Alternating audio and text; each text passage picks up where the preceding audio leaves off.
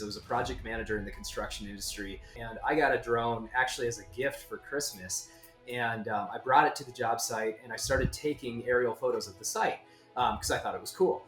And suddenly our project that I was on was including these really cool aerials, and the company went ballistic. They were like, "This is really cool. Like, we want this on other projects as well." And then it came to a point where I was too busy and my business really stagnated. I was looking to kind of like double or triple that revenue year over year, and it's just like I wasn't seeing that growth. And it made me realize that it's like, okay, like I'm not going to be able to keep growing the company because I'm too busy doing project management. I've got to make that jump. Hello. Hey, everyone. My name is Zach Dukowitz. I've been working here at UAV Coach for a long time. I do a lot of writing here and I get to talk to drone pilots. Talking to drone pilots is my favorite part of the job because I get to actually hear how people are making money in the field with their Part 107 certifications, whether it's at a full-time job, whether it's a side hustle, or it's a drone services company that they're running themselves. I just love hearing those stories. So today, I'm interviewing Calvin Ludwig. He's the founder of a drone services company that only works in the construction space. It's called Four Blades Digital. He's based in Denver, Colorado. So Calvin worked a full-time job in construction doing management for several years while doing this company on the side as a side hustle, and slowly figured it out so that he could transition and focus fully on the business. So since he did that, he started making $250,000 a year. He just brought on his first full-time hire, and as you can tell, business is booming. He's going to tell us that story, how he knew when the inflection point was, when he could quit and transition and just focus on the business, what he's looking forward to with this new full-time person, and also has advice to share for those who are considering starting their own drone services company, including the importance of niching down, which clearly he did. He's only focused on construction. So I'm really excited to share this with you. I hope you enjoy it. Calvin, let's start by just tell us what Four Blades Digital does. What kind of services do you guys offer? Yeah, so I guess like to talk about like what I do, I have to kind of talk about what I did. So I Hmm. was in construction for about 10 years. I was a project manager in the construction industry. And really, when I started Four Blades, like it was not really when drones were a thing yet. Like they were just becoming a thing. They were still, I mean, they're still expensive, but they were expensive. They were kind of like, what is this technology? Kind of new stuff. And I was a project manager on job site, and I got a drone actually as a gift for Christmas. And I brought it to the job site, and I started taking aerial photos of the site because I thought it was cool. And at that point in time, at the company that I worked for, there was a lot of every month we would do like a project report at the end of the month, and we'd include photos. And so everybody else, they're including their iPhone photos and everything else. And suddenly our project that I was on was including these really cool aerials, and the company went ballistic. They were like, "This is really cool. Like, we want this on other projects as well. Can you come shoot other projects as well?" And it made me think, it's like, that's okay. If the company is finding value in that and they want me on other projects, I bet you other companies would find value in that too.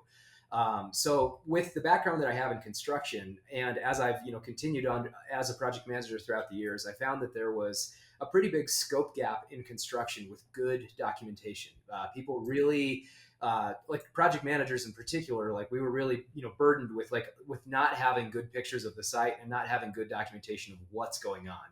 And it's one of those things, like, you don't necessarily think about it now, but a year from now, when you're wrapping up a project, 2 years from now, when the project's in litigation, it's really, really, really helpful to have documentation showing what the project looked like at the time 2 years ago, every month, every week, whatever kind of consistent basis that is. So it started as a tool for the on-site team, for the project managers, for the superintendents, for the field staff on site to have better documentation. And drones have been just the abilities that they've been able to provide over the years have just like doubled and tripled and quadrupled too. Like one of my favorite tools is the aerial 360 photos that like the Mavics can take. And so it's amazing because I can go onto the job site, take 4 or 5 aerial 360s, and I literally don't miss anything. It's like you can upload those into a 360 viewer, and you can pan around the entire site in a 360 view.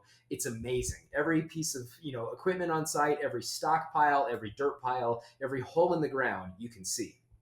So it's just a huge documentation piece that does save the contractors money. So it's a really valuable service in that regard.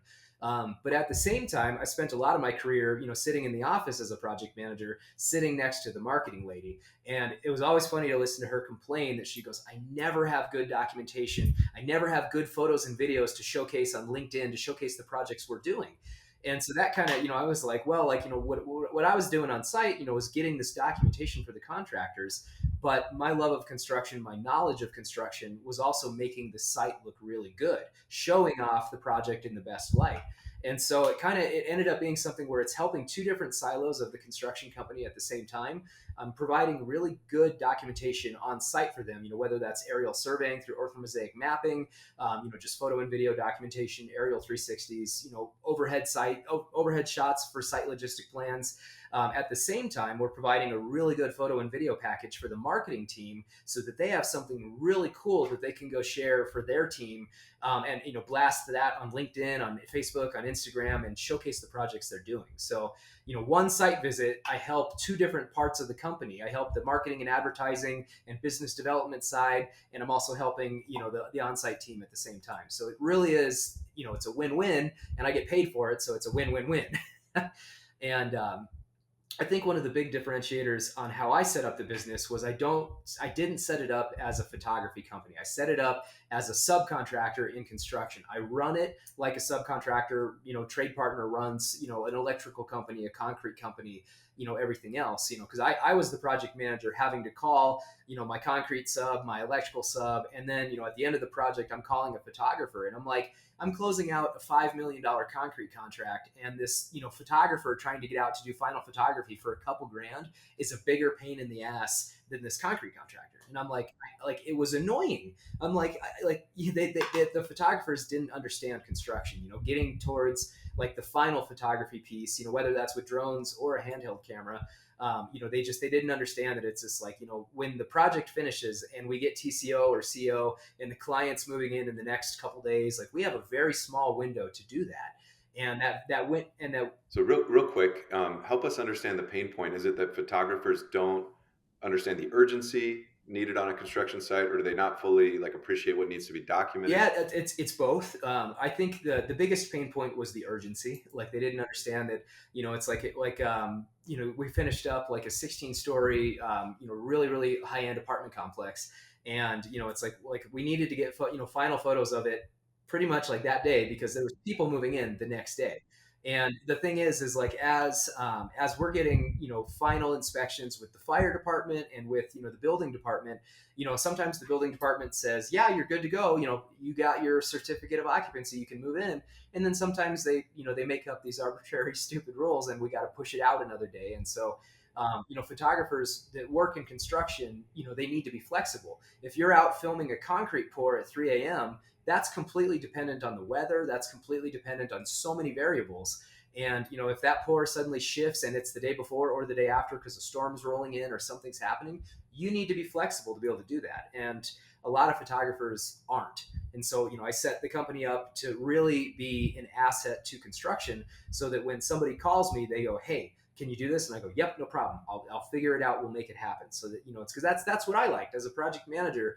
I really liked when I had a problem and I had to call my framing contractor, my electrical contractor, whoever, and their response was, yep, I got you. I'll take care of it. Cool. Like that's a great feeling. And so being able to be that subcontractor that helps out, my sub, like helps out my contractors and my clients is huge. I love it. It makes so much sense to niche down like you have. I think some drone pilots hang their shingle and they're like, I do everything. I do real estate shoots. I do weddings. But it can make a potential client a little suspicious when you offer everything. Like, how could you be good at everything, right? You yourself may struggle to develop expertise if you're offering that many services. But let's start at the beginning. Let's look at the timeline of how you shifted from your project management work to going full time with your drone company. I think you said it was 10 years ago when you first got started. If you could tell us the story of how you made the transition, how you built things up to where you are today. Yeah. So that's I started the business and ran it concurrently as I was working in construction full time for Mm-hmm. about, let me think, probably, let's see, probably about 5 years. And so Oh every wow. year, it's like I was able to balance both. It actually, like, it was a career shift in the professional world. Like, I actually switched to a company that was a little bit more laid back than where I was working, so that I could, be a little bit more flexible with running my business. And when I Mhm. interviewed with that company, I was like, hey guys, I run a business on the side. Like, it's not going to interfere with what we do, but I just want to let you guys know. And they were okay with that, and they allowed me the flexibility to kind of make it work. And that was a really difficult period of time, because I had a full time job that was not easy, as a project manager, and at the same time, I was actively trying to grow my company and keep the clients that I was working with happy. So what that looked like was a lot. So in that availability issue you mentioned earlier, about maybe needing to suddenly be somewhere, I'm sure that was really challenging. It was, yeah, and it was, one of those things. It was a challenging point in time, and it led to a lot of 100-hour weeks. 13, 14, 15-hour days. It's like a lot of what it looked like on a daily basis was waking up at 4 a.m., getting to a project site at dawn, and getting at first light, getting those golden hour shots. Not because I wanted to be the golden hour shots, because that was when I could do it. And then driving to work and working in the office all day, going home, editing the photos, turning them over at midnight that night, and then doing the same thing the next day. And so, it was just, 5 years you did this, right? yeah. And not, it wasn't, 5 days a week that was like that, but it's like there was a lot of times where it's like it was a lot. You fit it in where you could. Hey, I got to go on lunch. I'm going to take a lunch at 2 p.m. because there's a concrete pour, and I'm going to go out there and blast off to the site and do what I need to do for an hour, and then come back and work late, to kind of make up for a long lunch, and you make it work, and then go home and edit the photo and video and turn it over that night and get it to the client.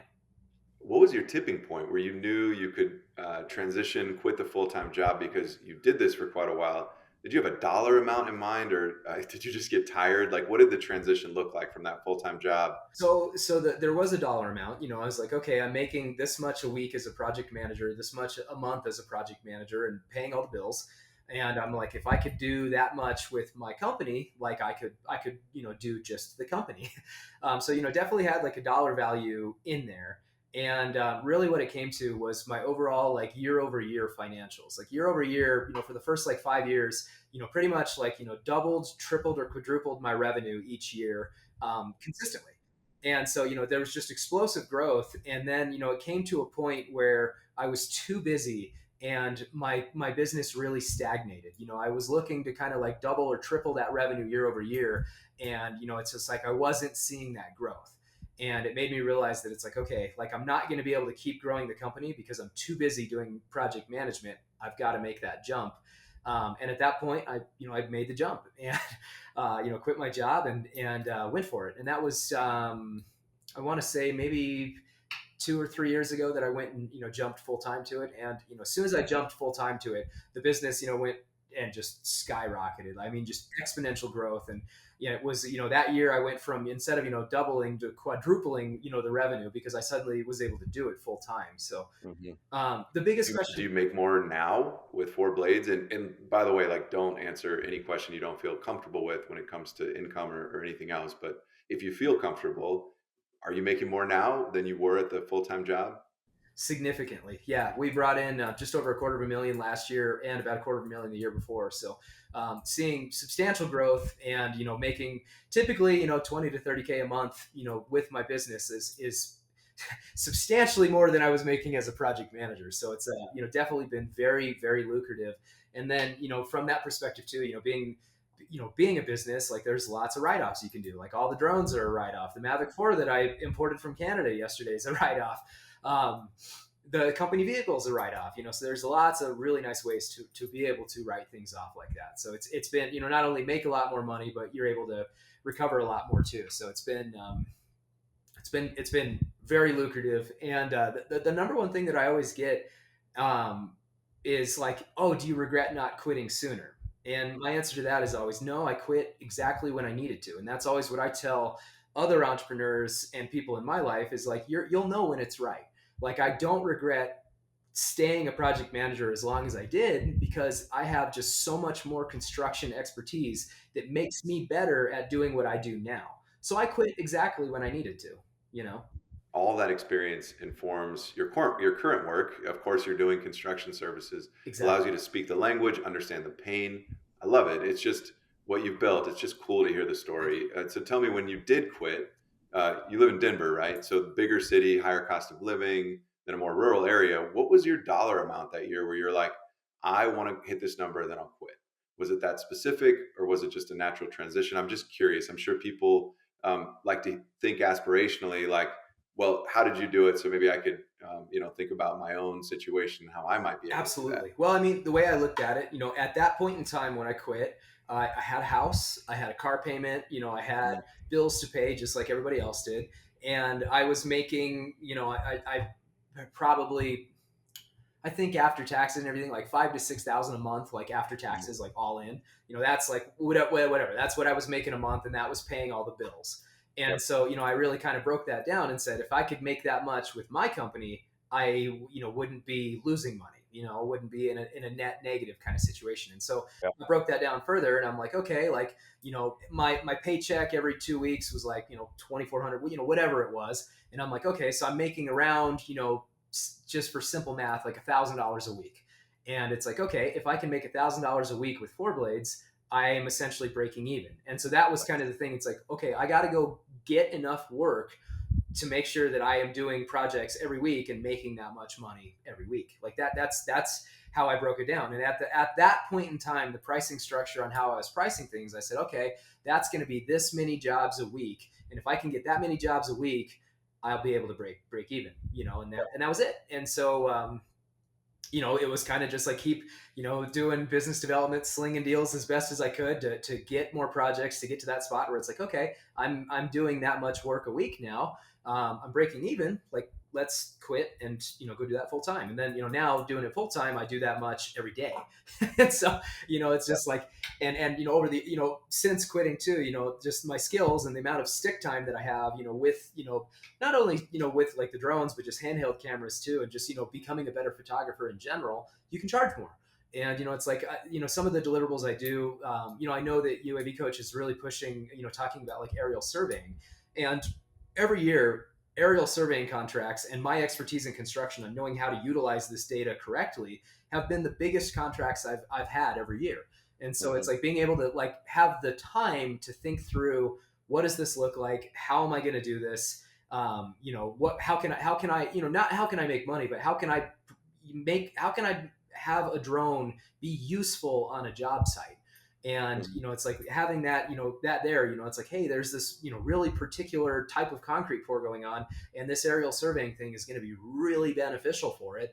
Like, the clients see the value in that. They're like, if we make a mistake on this concrete pour, it's going to cost months to fix and hundreds of thousands of dollars to fix. So it's like, if I can come in and say, I can survey it accurately and make sure everything's in the right place in Yep. a day, what's that worth to the client? It's invaluable. It's Yep. invaluable. So um, yeah, that's allowed me to have time. Like, this today, I don't have any projects today, so it's like I've been catching up, scheduling, kind of working through, thinking through things. And it's like, how can I, take these really cool tools that we have and make money with them, kind of thing. If you didn't have a drone, I assume you'd just like walk the site and take photos with your phone. Like that would be the sort of the traditional, usual way of doing it. Is that right? The big example in this one is like penetrations through a concrete slab. So like if you go see like a apartment building right before they pour the concrete, there's all these plumbing penetrations and electrical penetrations sticking up through the dirt, and then they cast them in concrete, and afterwards they frame the building on top of that slab, and you hope that those plumbing penetrations are in the wall. They're right where the toilet's supposed to be. They're right, where the washer and dryer and the shower is supposed to be. And if they're not, you have to chip out that concrete and move it. And that's just, it's expensive and it's timely to do that. And so, the way to do that is, they're out there with the tape measure. There's a 3,000 square foot concrete pour, and there's 100 penetrations. Somebody has to go and measure every single one of those penetrations with the tape measure or a total station to make sure it's right. And a total station for surveying, is a $45,000 investment and a skilled surveyor to know how to use it. Versus I can go and fly it in 10 minutes and overlay the drawing plans on top of it and can tell you right away that, yeah, this, and this are all wrong. Such an incredible value. It's amazing. So tell me, aerial surveys, site documentation showing like progress of the build. What other deliverables like do you provide? Do you ever do like pre-build surveys or flood assessments? Yeah, no. I think yeah, like that's exactly it. Is I've tried to think through as much as I can on what we can provide value with. So, like specifically with aerial surveying, before a project is even started, sometimes it's like if you're going to build a building, you want to build a building on flat ground.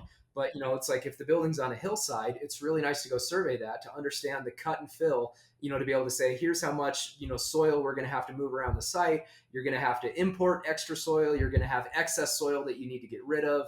It's really helpful on the development side to see that ahead of time and to know, like, hey, we're going to anticipate these costs because we know we're going to have excess soil, so they can plan for it. At the same time, what like a lot of what I do, I've got a couple projects breaking ground over the next couple months. Is we'll come out and we'll document the area all around a site before they break ground. A lot of what has happened to me over the years, I built like this huge, like 16-story apartment complex, and we didn't document what the sidewalks and the roads and everything around the project looked like before we started. And 2 years later on this project, we started breaking. We were trying to finish it, and we're trying to get TCO and we're trying to be done. And the city is coming and they're inspecting everything, and they said, hey, there's a giant crack in this sidewalk here. You need to replace this entire sidewalk because you guys did this. Did we put that crack there, or was that crack always there? I don't know. Did like over the course of 2 years, was a forklift driving on that sidewalk? Was concrete trucks backing up over it? 100%. Would that have cracked it? Maybe. But do we have any proof to show that we did? No idea.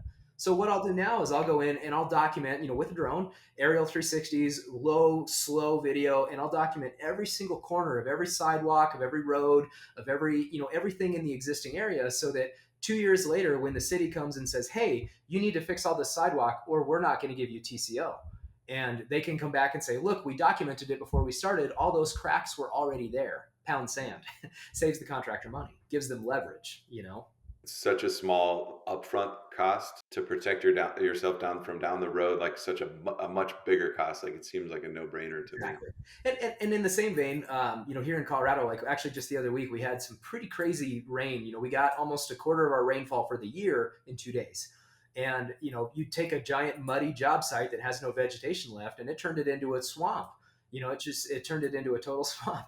And so, I was out there, documenting the muddy conditions on what this site looks like, because the contractor has a weather contingency in their budget, and they've got $100,000, $200,000, whatever, to account for weather delays and things like that. But that, especially with Colorado winters, you'll burn through that pretty damn quick. And so there comes a point in time where it's like they're at the end of the project and they're out of weather contingency and they need more money from the owner. They can document and say, hey, look, remember this rainstorm 2 years ago? No. Well, we documented it. Look at how bad this rainstorm was. It shut the site down for a week because it was too muddy. Concrete trucks couldn't get to the spots because it was too muddy. Everything was getting stuck. It stopped the job site for a week. And that's how much this costs when the job site stops for a week. It's documented. I love it. So I just have a few more questions. I want to make sure we covered gear. Yeah. People love hearing about the drones that folks are using. I also want to hear about your new hire, and I want to hear about how UAV Coach has supported you through this journey to building your business to where it is today. So right now I have a fleet of Mavic 3s. I have a Mavic 3 Cine, a Mavic 3 Pro Cine, and a Mavic 3 Enterprise. The Mavic 3 Pro Cine is my daily drone that I'm out working with on the site. The Mavic 3 Cine was my old drone, but now is my employee's drone. And the Mavic 3 Enterprise is specifically for orthographic mapping surveying projects. So it doesn't get pulled out a lot, but when it does, it's for aerial surveying. So love it. So tell me, do you have cameras, software? Like, tell us everything you use. Give us the full stack. Yeah. So beyond that, I like Sony. So all DJI products. I also have a DJI Avata too. It's just in the event that a client says, "Hey, we want FPV," cool, I can do FPV. It's in construction; they don't care, but it's fun and it's nice to have. That's more of a hobby toy instead of like a useful tool. But it does see use from actually. A great use case of that.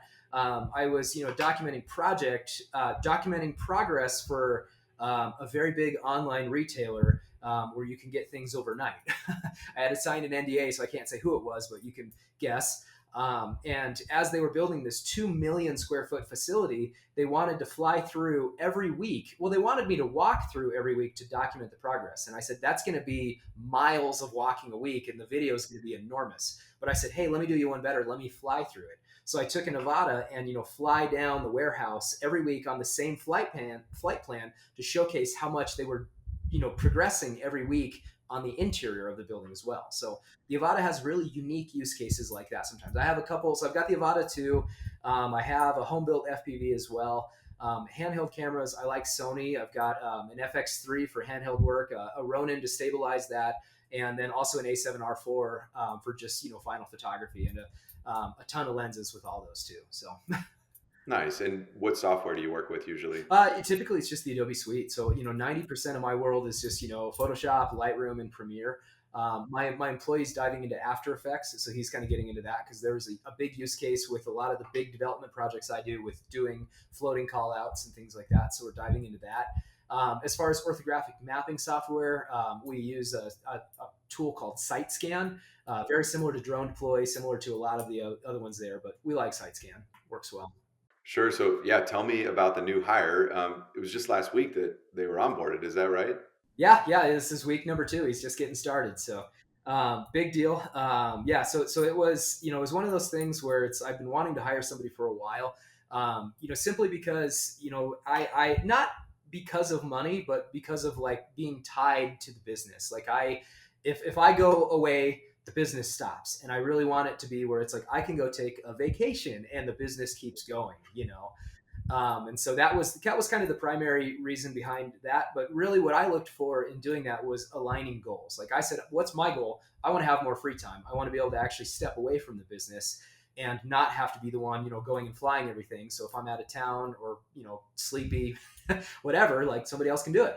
But then at the same time, the guy that I hired, he was like, he sat in an office all day, he hated it, and he said, I really want to, get out, and I love photography, I love drones. And so it's kind of like we both get what we want. He gets to become a better photographer, going and playing with drones and photography all day, and I get what I want, where I get a little bit more free time. So seems like it's a good fit so far. But that was also a big kind of financial milestone. Like it's like I'm paying him a big boy salary. It's like it's full salary with benefits and everything else, and so a month that's costing me around $7,000 a month, all in to pay him. And so I wanted to make sure that, financially, revenue wise with my business, I was making enough revenue to make that make sense. And then, also just to make sure that, there's enough on the horizon where it looks like it's going to grow and continue. And all of that is happening. So, yeah. Congratulations, man. That's a Thank you. really huge milestone. And to tie it in how that all fits with UAV Coach. So 8 years ago, I had a project that was right next to Buckley Air Force Base. And, it's kind of one of my very first projects. And I was like, okay, like I got to call the FAA and Buckley to get out there and to, be allowed to fly. And it's like, okay, in order to do that, like I need to be licensed. And so, I was like, how do I get licensed to, to do this? UAV Coach, watched all of Alan's videos. I'm sure they're not all Alan speaking anymore, but, they were at the time, and went and took the test. Yeah. But that's what got me that's what got me my Part 107, my pilot's license. And I was like, okay, this is official now. I'm actually, I'm qualified and licensed to go do this. And my employee right now, he's working under me as the remote pilot in command. So, he's working under me in there. So as long as I'm out with him on site, he's okay to, fly under me. And he's in UAV Coach right now working to get his Part 107 as well. Nice. So he just flew recreationally before coming on board with you? Correct. Yep. As I have amassed more gear over the years, I started, my very first drone was the GoPro Karma. And then, got a Mavic 2 Pro, which was like a, just mind-blowing upgrade. And, it's just like that. I mean, I get goosebumps, like thinking about that, like like when I first flew the Mavic 2, I was like, this is amazing. And then, eventually got the Mavic 3 Cine, the Mavic 3, Pro Cine. And, I've kept all those things. Like only recently did I actually donate the Mavic 2 to a buddy of mine in California who works in construction, who wants to kind of do similar to what I do. And the Mavic 3, got donated to my friend who's now my employee, so that he could have something, because it's a lot of people want to get into drones, but like to get a decent, even a Mini 4, Pro or something like that, to get a decent drone, is a hefty investment. And so, I was like, if I donate this drone to him to, get him to fly and he likes it, like that's cheap. It's just sitting here for me, and I can let him use it and see if he likes it. And he did. And, here we are. So. That's beautiful. Tell me, I think the last thing I want to make sure we touch on is advice. So, do you have any advice for people out there who want to start their own drone services company? It could be like how to get clients. It could be something really specific. I always I tell a lot of people that they're like, oh, you make a ton of money in construction, I want to do the same. And I always say it's like, it's not because of the drones, it's because of my skill set from construction. I know how to solve problems in the construction industry, and that's why I picked construction, and that's why I do what I do. And so, I would say for a lot of people, if they're trying to get into a specific niche market, they should understand that niche market. It's like if somebody works in trucking and logistics, there's a niche market there that I don't know anything about, but drones could be useful in the trucking and logistics industry in a million ways, I'm sure. I don't know what they are, but it's like, but I think, like, I always kind of tell people to, like, use, whatever professional career they're currently in, like, use the skills and the pain points from that industry to build their business off of that. It's like whatever they end up doing, like, it's like if they work in recreation, if they work for the, whatever, like, find a pain point in your industry that you could solve using drones. Because a lot of people, construction is very change resistant. And so, if somebody comes in and say, hey, I've got a drone and I want to make money, you know, they're going to encounter so much resistance, and they really do. And it's not until I can come in and say, hey, I know you have a problem because I had that problem too. I know how to solve that problem. That's why I see the success I do. Um, so as far as, like, getting into construction, it's like, I think, like, go stop by job sites and go see if you can help people. But don't go out there and just say, hey, like, what can I do for you guys? Like, go there and say, hey, I feel like you guys probably have this problem, I could help solve it. And that's, I think, with any business, like, the correct way to kind of approach getting clients. And I have really not had to do any marketing or advertising besides just organic social media over the last 8 years. And I've seen explosive growth year over year, because I have a reputation. I have a reputation here in Denver of being the guy that knows how to solve problems in construction, that knows how to fly near airports, that knows how to do the things that the other drone pilots don't want to do, can't turn around as quickly as I can. I think, like, the last piece of advice that I have is like, I bet on speed with my business too. Like Netflix, Amazon, like those kind of companies, they bet on speed, and that's what I did too. Instead of waiting weeks to get your photos and videos, I'm out shooting in the morning, and I'm like, cool, I'll have it to you tonight. Whoa, that's amazing. And that kind of speed has really helped. Yeah, I mean, then you're going to be the guy that gets recommended, that gets called back when you do a good job and you do Exactly. it fast. Exactly. And in literally any business of any kind, you got to pick two of the three. It's either going to be cheap, quick, or fast. And it's, well, cheap, quick, or quality. And it's like, I provide a lot of quality and I provide it really quick. It's not cheap, and that's that. But it's worth it. I mean, everyone knows once you've had cheap, poor quality, usually that pain is enough to get you to upgrade Yeah, and pay you more. pay they pay for speed, and they pay for quality. And it's like, and that was how I built the business, on just becoming a better photographer and becoming quicker at the turnarounds on what I do. That's why. I love it. Thank you so much for taking the time to talk to me, Calvin. It's just such a pleasure to hear your story. Yeah, absolutely, Zach. I do, like, I see every once in a while, UAV coach posts, like, here's where, typical drone pilots make and stuff. And it's really cool to be like, I am in that upper 1% of, like, success that, people have had with drone companies. And I think that's really cool. I found a niche that worked really well for me and my skill set. And I've seen a lot of success with it. And it's really cool to be able to talk about it in this capacity, because I want to get other people excited to say, like, yeah, in my mind, like, the rising tide raises all boats. Like, I'm happy to talk about my prices, what I do, how I do it, because I maybe have 5% of the market here in Denver. There's so much that can get done out here. It's like, more people jumping into the industry is not frightening to me. Yeah, that makes sense. And I suspect, like, again, the people offering everything, all the services, and probably making mediocre wages for it, niching down like you have, it's also more valuable for the end client. Like the person getting the data is going to benefit because you understand the space. You're an expert on their needs instead of just being the guy who has a flying camera and shows up and says, "Where do you want me to point?" Exactly. Yeah, exactly. You're gonna, the handyman that can work on a little bit of everything on your house versus the guy that does 24-hour emergency plumbing repair. When your toilet explodes at 2 a.m., who are you gonna call?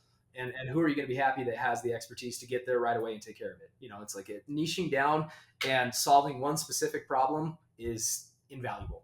One of my favorite entrepreneurs, Alex Hermosi, like he mentioned, like, what's the number one thing that you would like what's an attribute that you want your clients to have? Is it location? Is it good quality product, whatever? He kind of alluded to that it's best to have a starving audience. And in the construction market, in the construction development architecture world that I exist in, it's a starving market because there's not many people that do what I do, how I do it. And so, it's like it's a starving market because they don't really have a choice. I get a call today and they say, we need something by the end of the day. Nobody else is going to say, cool, I got you. But I'll go, yep, I'm there. I'll drop what I'm doing and I go do it. And they pay to have me do that, but that's what they pay for. I mean, for a huge project, that's not that bad, I Yeah. imagine. And and that's the other thing too. It's like really working on a business to business market. I'm working with multi-billion-dollar developers, not homeowners. Homeowner will balk at $1,000 photo package, but a multi-billion-dollar development, they don't care. It's nothing. It's just a small line item in their budget to get really good quality assurance and get really good documentation on a month-to-month basis. It's invaluable. Okay, that's Calvin's story. Thank you so much for joining and watching this. If you were inspired by Calvin and you want to start your own drone services business, or you want to work, flying drones in any capacity, whether it's for a full-time job, a side hustle, what have you, check out Drone Pilot Ground School. That's the online test prep course Calvin used that we offer to help you get ready for the FAA's Part 107 test. That test is required if you want to do any work as a drone pilot. Also, if you got something out of this video, I hope you did. Make sure to like, subscribe, comment if you want. We always answer comments. We answer questions. Thanks again.